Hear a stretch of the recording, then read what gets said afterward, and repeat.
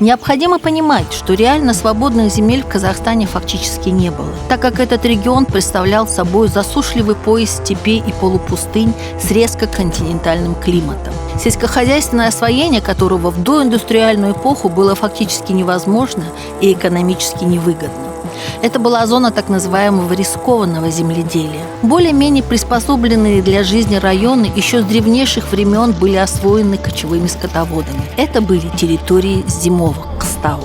Зимовка кстау – это земли с благоприятными условиями для жизни, с источником воды, защитой от степных ветров, пашнями и стационарными жилищами, а также там были расположены могилы предков. Первые волны переселенцев не смогли выжить в условиях открытой казахской степи. Поэтому под переселенческие деревни, казачьи станицы и крепости стали отдавать территории казахских зимовок. Именно об этой ситуации писал в свое время Міржақып Дулатов в поэме «Оян казак». Камнями с могил моих предков выложены улицы русских деревень. Когда я думаю об этом, кровь закипает в моих жилах.